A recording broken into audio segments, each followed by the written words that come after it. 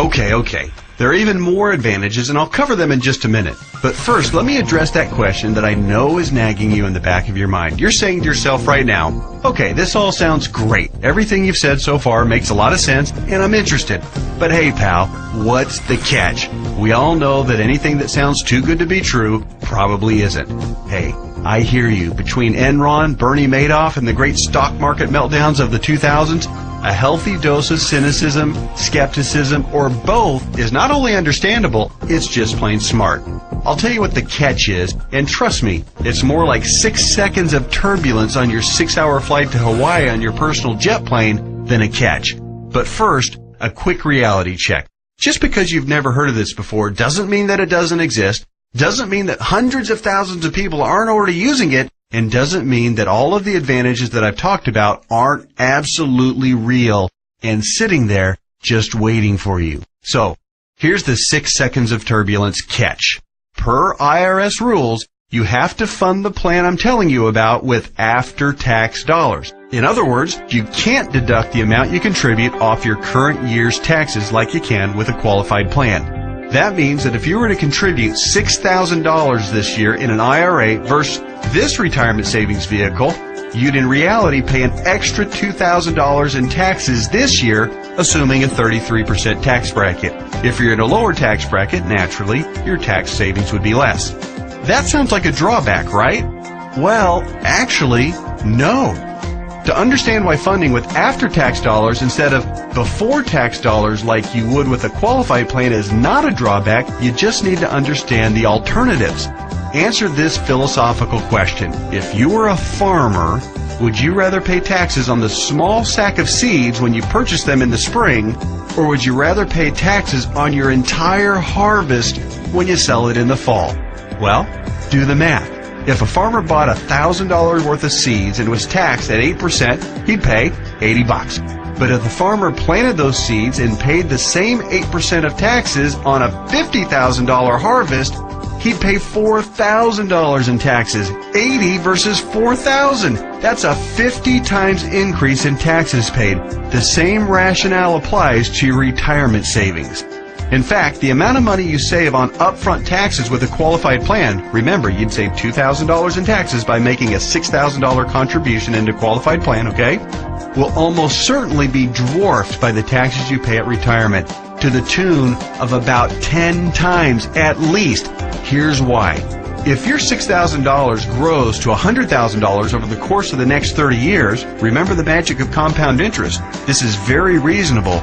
You'll pay at least $33,000 in taxes on the harvest. We already talked about this earlier. That's $33,000 straight to the IRS right when you'll be needing it the most. Would you rather pay $2,000 in taxes right now or $33,000 at least in taxes later? It's as simple as seeds and harvest. I've said it once and I'll say it again. No wonder Uncle Sam loves qualified plans so much. It's his way of protecting his financial future. Okay. So let me go ahead and draw back the curtain and show you what the Jet Plane of Retirement Savings Vehicle is. Just do me a favor and hear me out, because I'm going to admit it right now, right up front, it might sound a little, well, boring right at first. That's because it's a life insurance product called Indexed Universal Life Contract, or IUL for short. Stick with me, Skipper. Don't be fooled by any stereotypes of what you may think an IUL is. This is different than any kind of whole life or variable life or universal life plan that you may have heard about or purchased in the past. The fact is, IUL is a lot more about savings than it is about life insurance, although it does do a nice job of providing that too. Hopefully the tax advantages and principal protection advantages I've told you about are clear enough and big enough to keep you interested.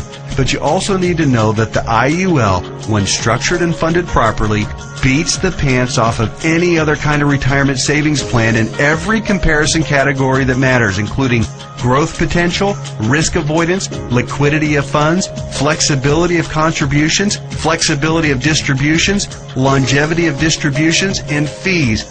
Everything. Listen, insurance companies, by law and by track record, are extraordinarily conservative. Yeah, I know that AIG tanked it, and you might be thinking that all insurance companies are going bust. Nothing could be farther from the truth. Life insurance companies that offer IULs, as a rule, have massive cash reserves. One company, as an example, had operating revenues in 2008, the worst year of the recession, of $14 billion. Earnings of $1.3 billion, and cash reserves at the end of the year of $12.8 billion. There's a reason people think of life insurance companies as old, stodgy, conservative curmudgeons, because they are. Their stodgy curmudgeonness is also part of the reason you've never heard of an IUL before. Life insurance companies thrive with things like risk management, actuarial tables, and other boring life insurance stuff. But they don't know jack when it comes to communications. Go online right now and read their brochures. It's like reading hieroglyphics. Boring, painful, obtuse, hard to understand, and that's just the table of contents. But that doesn't mean that this product, Indexed Universal Life, is anything less than magnificent for creating wealth. The IUL, Indexed Universal Life, gets its name because it's indexed to the S&P 500, which simply means that it mirrors the growth of the S&P 500, which, for your information, has returned over 9% per year on average for the last 27 years. Even with all the crummy years in the 1980s, right after 9/11, and 2007 and 8. Remember that? But here's the best part, and what makes an IUL so darn attractive as a retirement savings vehicle. The reason IUL accounts, when structured properly, won't lose principal is because the lowest return guaranteed by the contract is 0%. Or, in technical speak, they have a floor return of 0%. They can't lose money. If the stock market tanks for the year, your IUL contract doesn't take a big hit. It just stays even right where it is. Stated differently, an IUL locks in the gains during up years, but it doesn't participate in the down years. Take that, IRA. You can't even come close to competing with that. Everyone knows that portfolio losses are killers because you have to double up just to get back to even. You eliminate that risk with the IUL since your floor is 0% annual growth. No loss of principal. Compare that to the devastating 37.2% loss of the S&P 500 in 2008.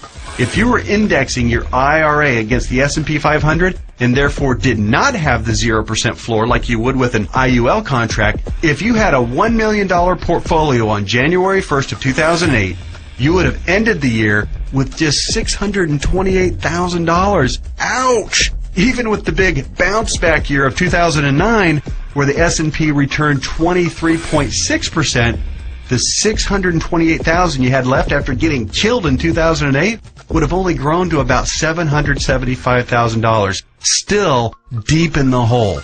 Not with an IUL.